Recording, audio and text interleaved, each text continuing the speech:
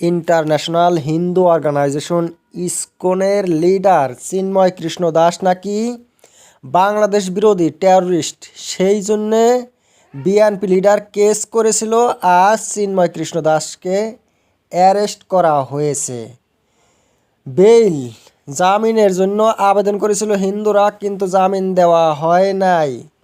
পরে পুলিশের মধ্যে, হিন্দু নেতাদের মধ্যে, কর্মকর্তাদের মধ্যে মারামারি হয়, এমনকি একজন উকিল নিহত হয়।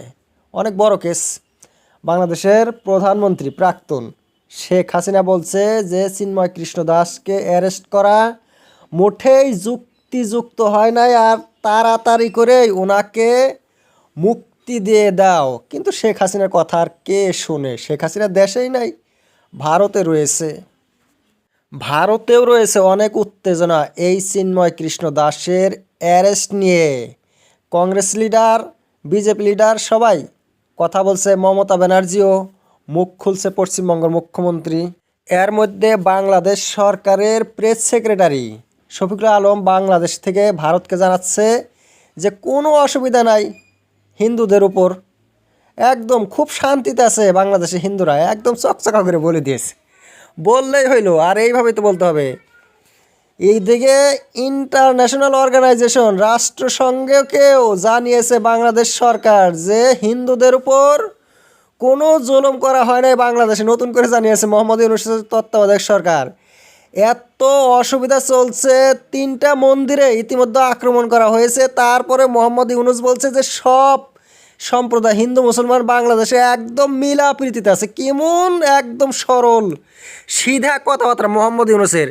প্রথমত একটু স্বীকার করতে হবে যে না, হিন্দুদের উপর জুলুম চলছে, মন্দির ভাঙছে, অত্যাচার করছে, কিন্তু উনি একদম সলিড, একদম সরল।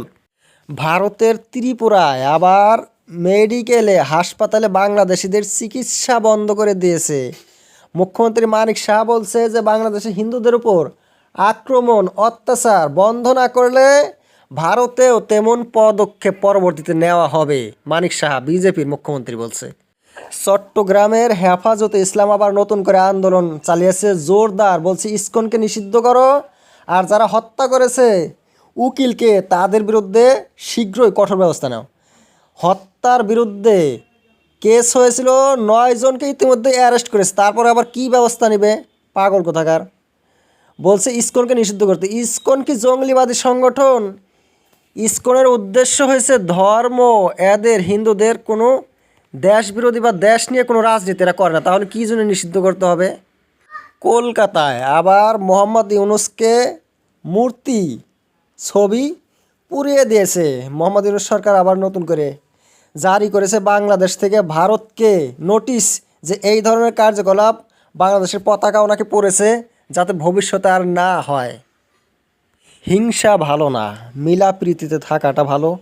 কিন্তু কেউ যদি কারো ভুল স্বীকার না করে, মিলাপ্রীতি আর কোথা থেকে আসবে?